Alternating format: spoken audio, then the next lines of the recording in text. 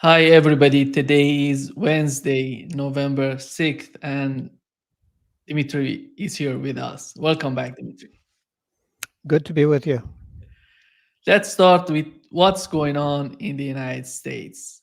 Donald Trump wins 2024 presidential election. What does it mean for Russia? We've learned from Russian government that Vladimir Putin he's not going to congratulate Donald Trump. How do you see right now with the new changes coming to Washington? I think that the United States, well, first of all, Trump hasn't won yet. We will know that Trump has won when Kamala and her supporters concede that they've lost and hug each other and cry. Once that has happened, we'll know that Trump has won because there's no reason why they can't print a few 100,000 um, ballots and inject them into the system strategically. I think at this point it would take maybe uh, 500,000 ballots, fake ones, that they would have to print. But I don't see any reason why that would be a problem. Um, so perhaps their plan is to let everybody blow off steam and congratulate each other, and then move on to the next part of their plan, which is the traditional American election forgery.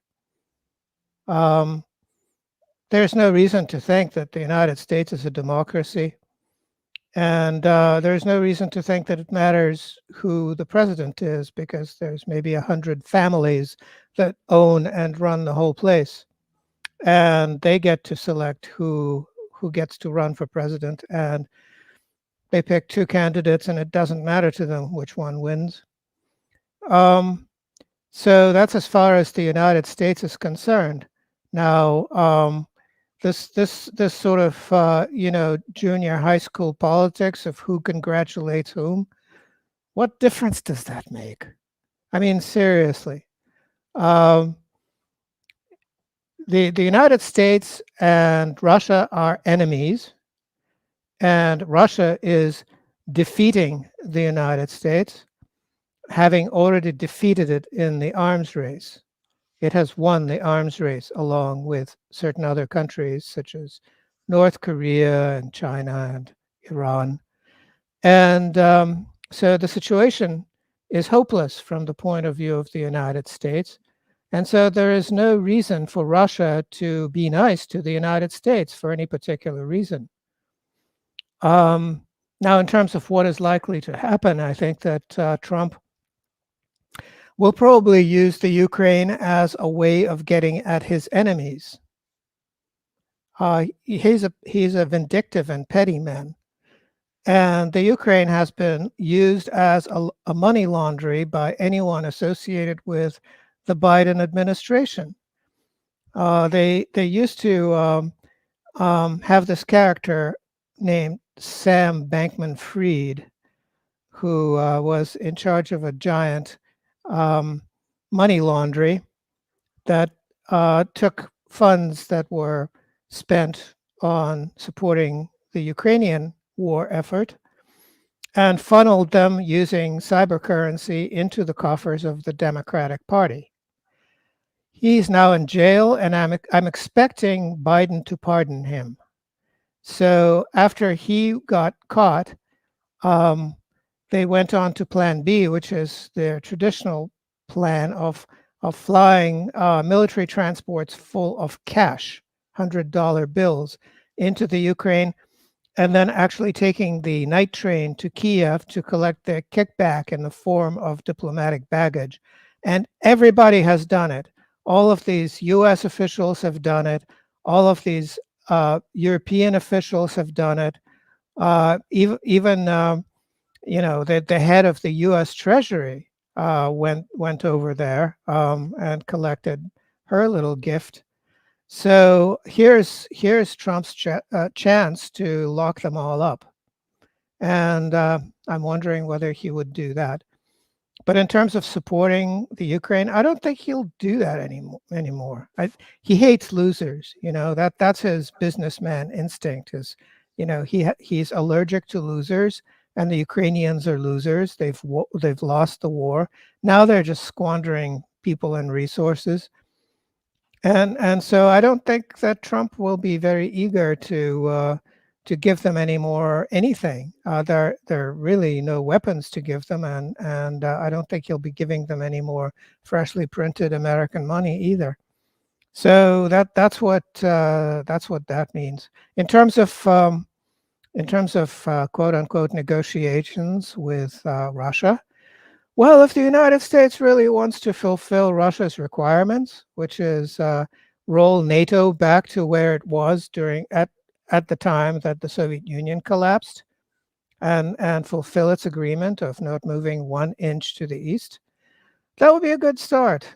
And if the United States doesn't want to do that, then that's fine too. It just means that the same thing will be achieved using kinetic means, um, which Russia is ready to do. So you have to understand that at this point, Russia is ready, willing, and able to humiliate the United States in every way possible. No negotiations are required. When you look at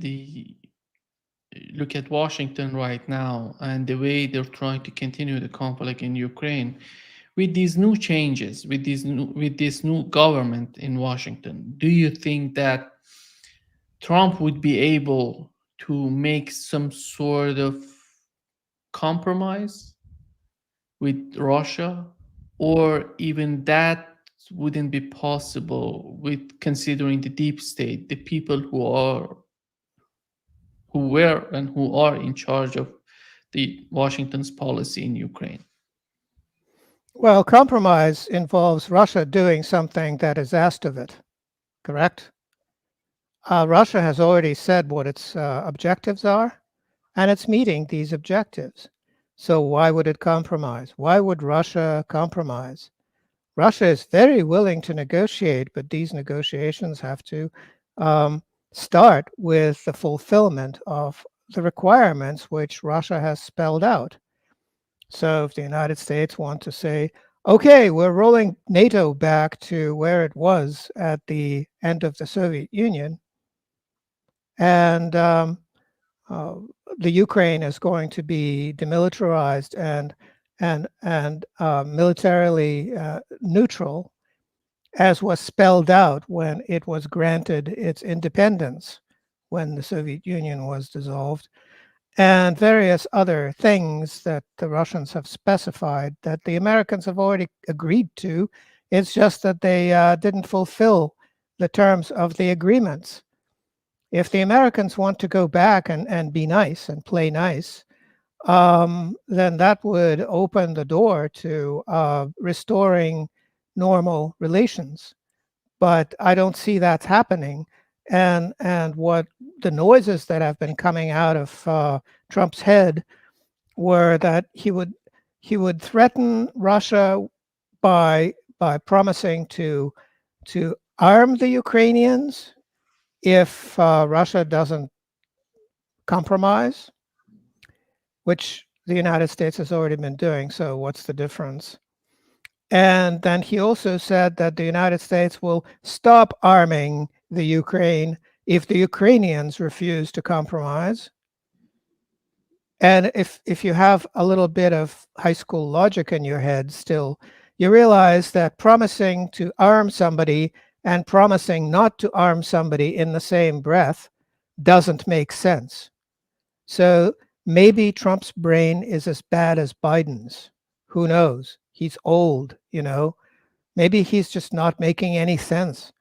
So given that, and given that he doesn't really have the head for diplomacy anyway, I expect nothing to happen at all. The Russians have already said that it doesn't really matter to him who is the figurehead of the United States. It just doesn't make any difference to them. The mindset of those people who are supporting Donald Trump is that this is the second term for him, and that's why he's gonna do whatever he wants to do in his first term, he was some sort of limited in what was able to do. And right now, it's totally different. But the other argument would be he knows that in the aftermath of his presidency, he wants to live. He wants to continue his business in the United States. That's why I think he would go along with the policymakers that were in charge of the Biden administration in the aftermath in 2024, 2025, in the years ahead. Do you think which case is more, in your opinion, is closer to the reality of what we're gonna face in the future? Well, there are a few things to consider. One is that a United States president is very confined in terms of what he can do without getting shot. That's kind of the first thing that is explained to them when they enter office. Is here's what you cannot do if you don't want to get shot. And most of them go along with that plan pretty well. Now, Trump has already been the US president for one term, so he's already been briefed. So he's not going to do anything that will get him killed by his own side, by the deep state, as it were. It's not very deep anymore. Everybody knows who these people are. But the other thing is that there are no smart Americans when it comes to Russia. At the end of the Soviet Union, all these people who completely flubbed on the fact that the Soviet Union was about to collapse and were all caught by surprise and ended up with egg on their faces, they all kind of lost their jobs and went on to do whatever, farm sheep or whatever it is failed people do. And so there was no replacement for them, because after that, Russia very carefully played dead for a decade and pretended that the biggest problem in the world was Russian mafia while it was internally regrouping. And now it's kind of too late to catch up. Russia is a very complicated, intricately governed place, and there are simply no Americans who know anything about it. No Americans know about the internal workings of Russia. They're complicated, they're bureaucratic, they're historically entrenched, and there are strategic plans that are secret. So there are very few Americans that know anything about Russia, and Trump will have to rely on whoever they are. And they're the same people who worked for Biden, and they're the same people who are going to work for Trump. There's simply no replacement for them. And the problem is that even these people have very tentative grasp of reality and will propose things that simply won't work. So I don't expect Russian-American relations to move in any positive direction at all. And when you look at the bigger picture of what's going on in the world right now, we had the first term of Donald Trump, 2016, and right now. How do you consider the changes that have happened during these years and right now is the United States? Because with what do they have at their disposal right now? Sanctions, a lot of political pressure, which is related to sanctions. On the other hand, going to war, sending weapons, proxy wars, direct wars. How do you see we have a conflict in the Middle East, in Ukraine, something that may happen in Taiwan? How do you see the power that the United States possess right now in terms of putting pressure on these countries? You talk about Russia, China, and Iran. Nobody's afraid of the United States anymore. That's the big change from Trump 1 to Trump 2. Everybody knows that the United States, economically speaking, is a dead man walking, because the interest on the federal debt is eating up the entire budget and shows no sign of stopping. Everybody knows that politically the United States is unreformable regardless of who is in power.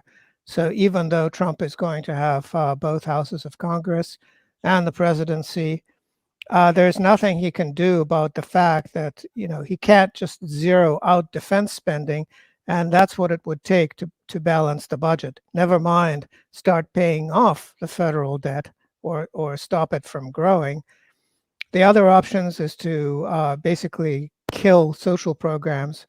Medicine is unreformable because it's fully privatized. There's no way to even touch it, other than depriving people of medical coverage, which is standard procedure in the United States. At this point, half of the people in the United States have no way to get dental care, for instance. They have very poor teeth.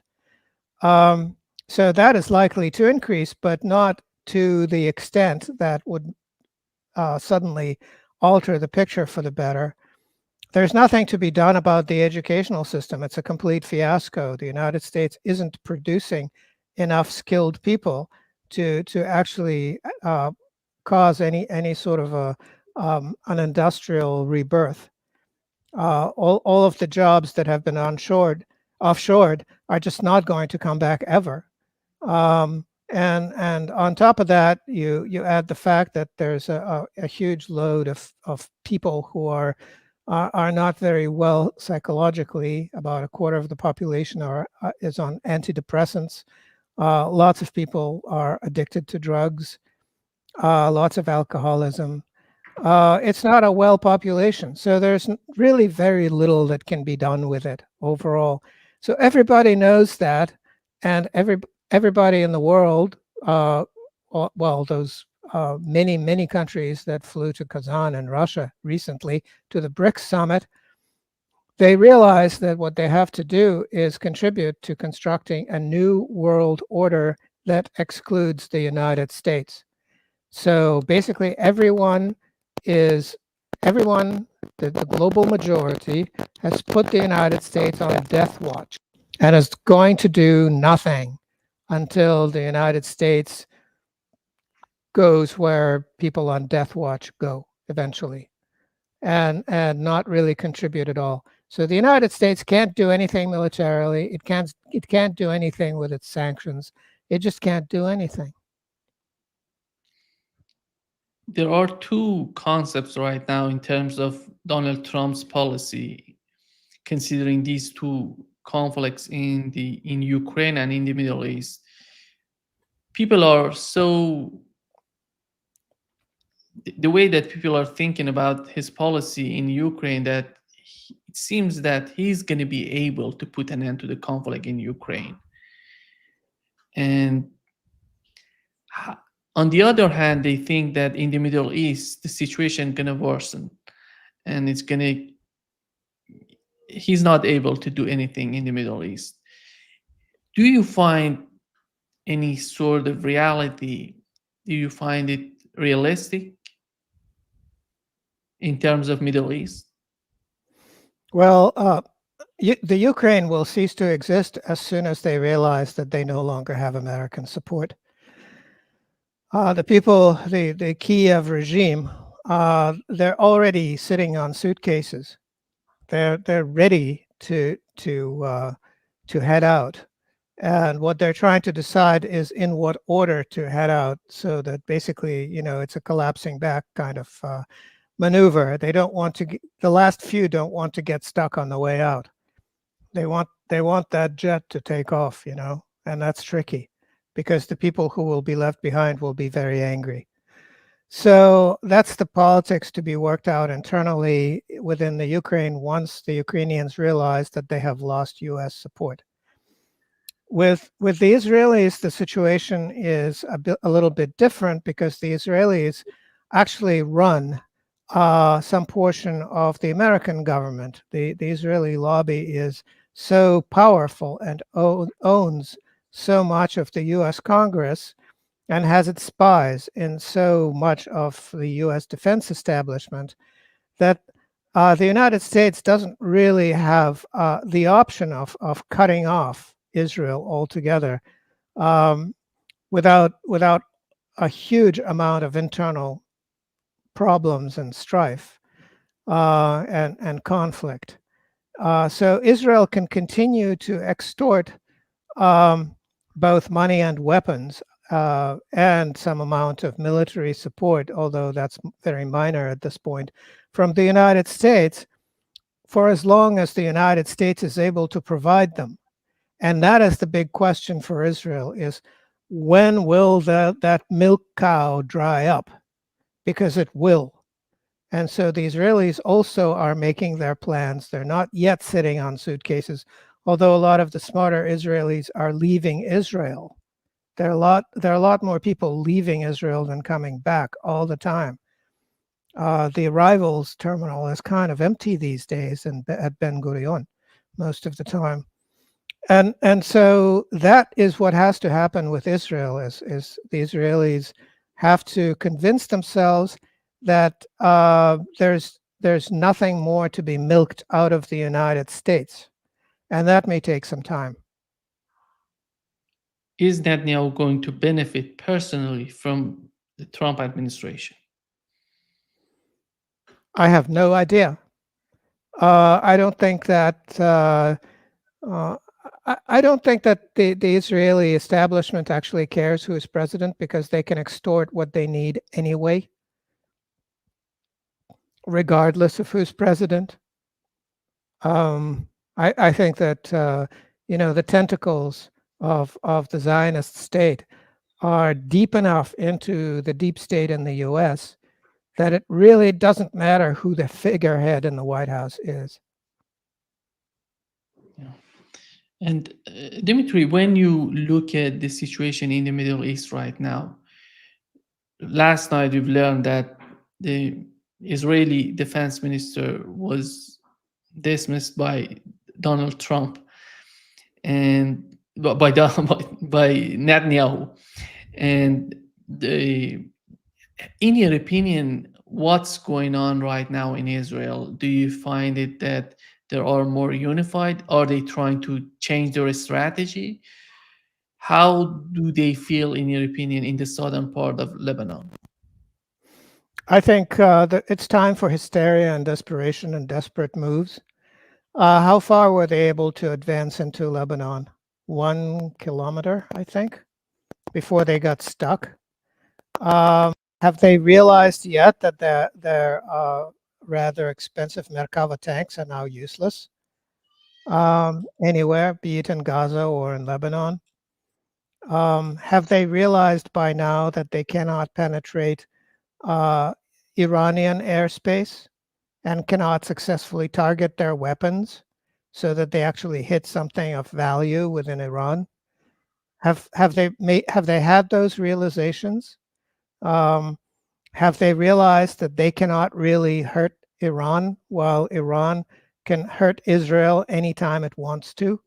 That that Israel has no way to intercept whatever Iran can throw at it?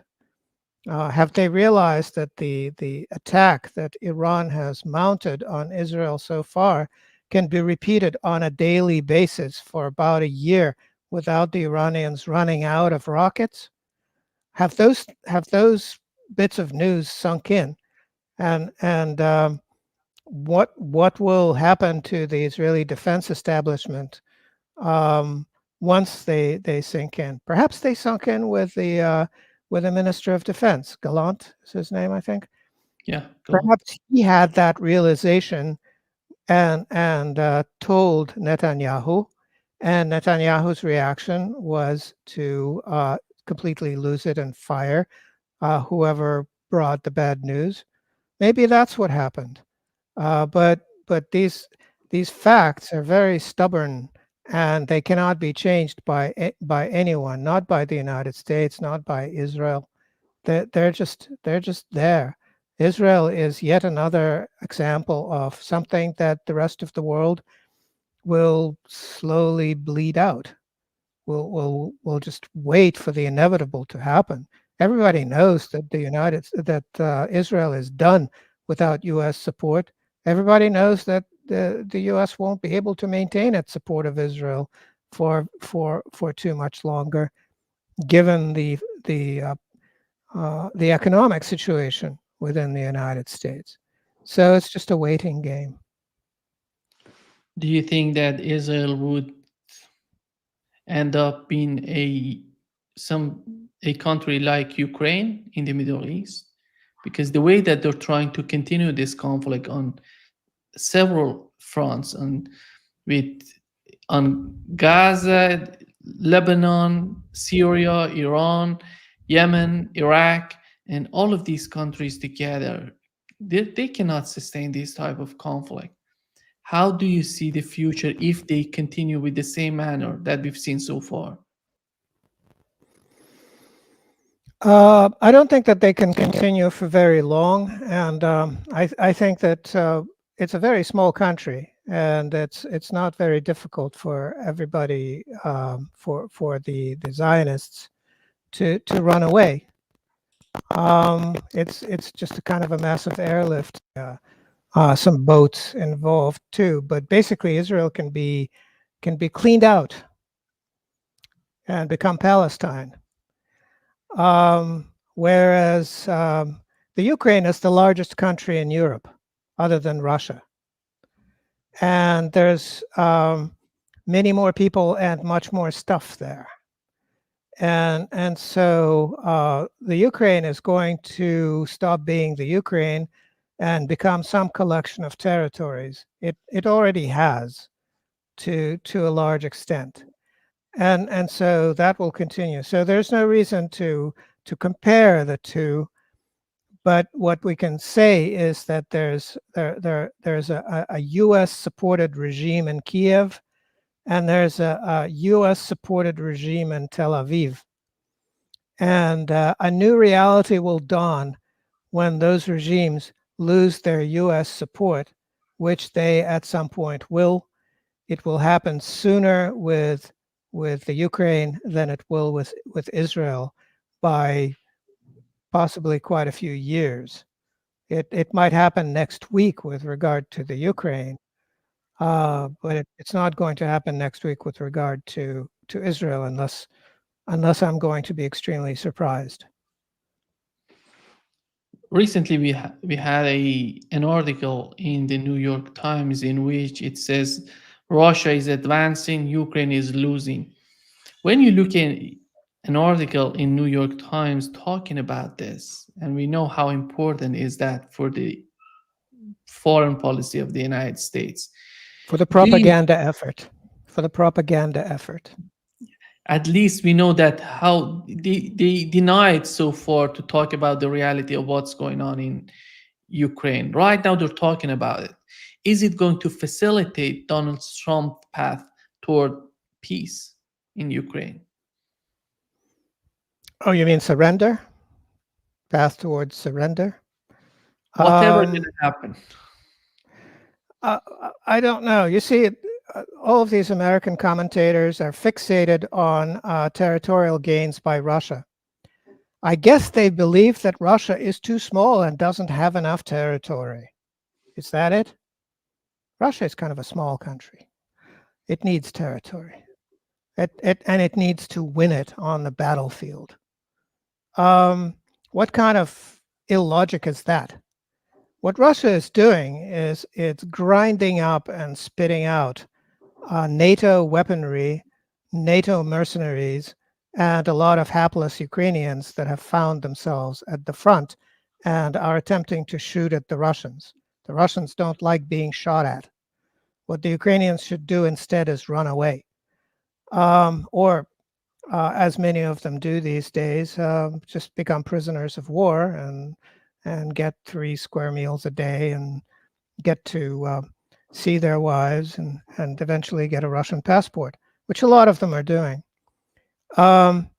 So what's going on at the battlefield is that the Ukrainians have kind of stopped resisting, and so they're retreating, or they're being killed, and then there's nobody to defend some town, and then the Russians move in. But the Russians aren't, they're trying very hard when it comes to bombardment of various kinds. They're using all of their weapons. But in terms of occupying territory, they send in very small teams of 3 or 5 people. Once they're sure that there's nobody left alive there except the locals, who greet the Russians with open arms and accept gifts from them.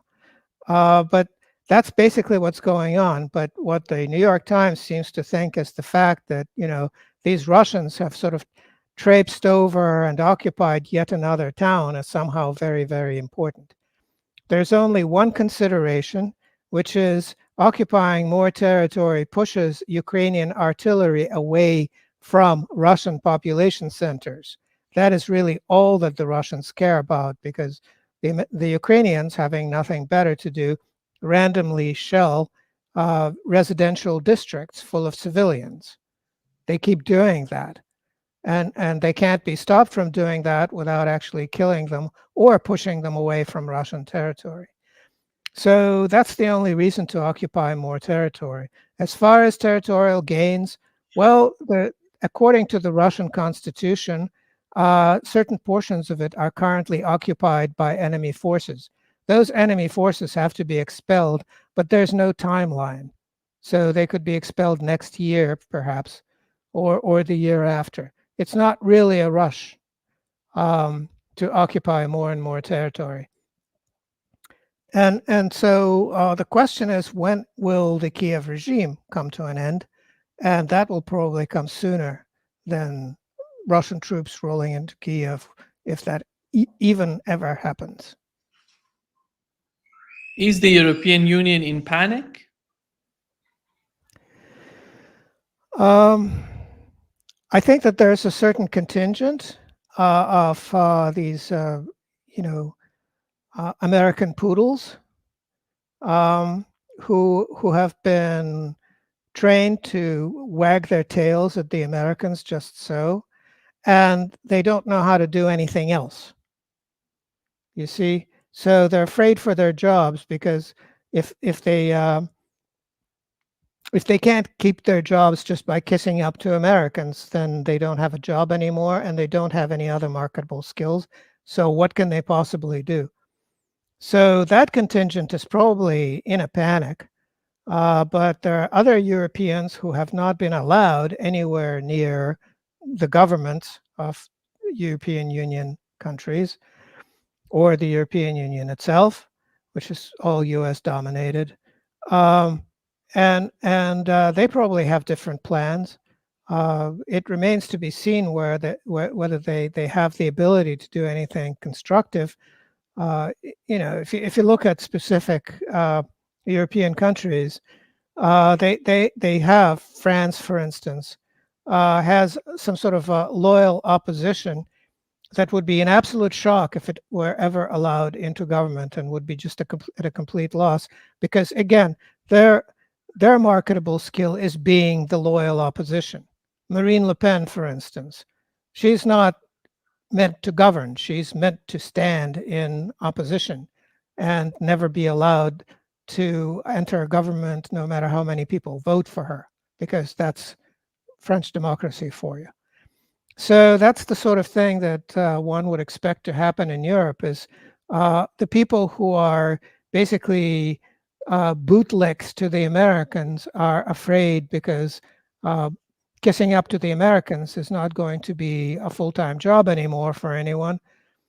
And on the other hand, the people who are supposed to replace them are basically also, puppets of some sort, prisoners of this political regime that's not really a democracy, and subservient to the Americans anyway. So they're codependent to the bootlicks and the poodles. And so it's a very sad situation for Europe.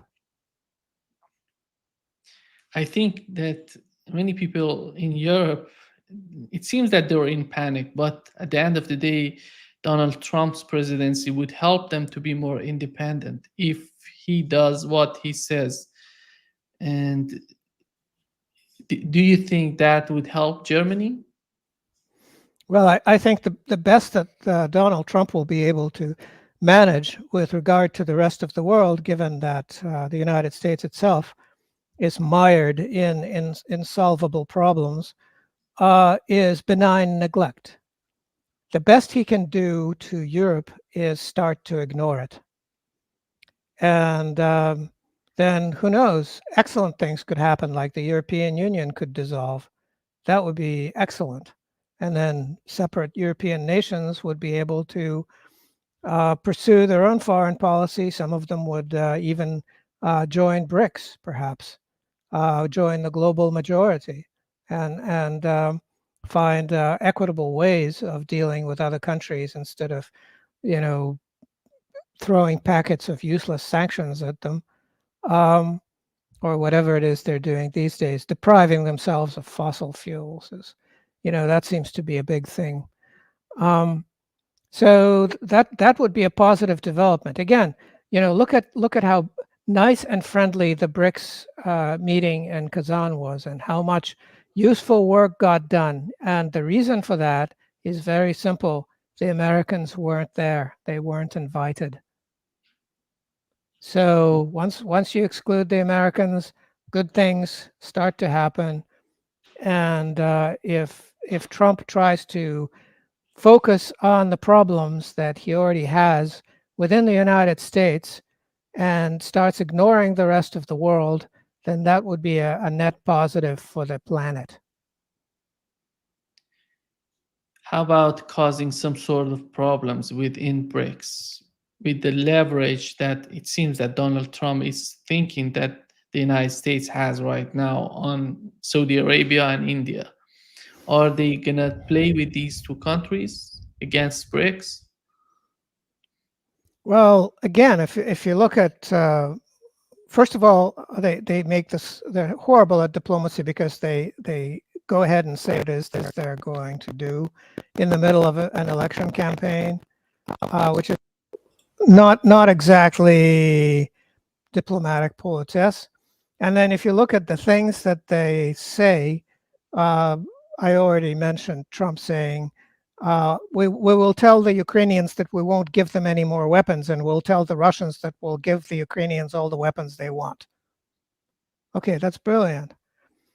And then his vice president, J.D. Vance, said, we're going to, basically not in those words, but what he said was, we're going to drive a wedge between Russia and China.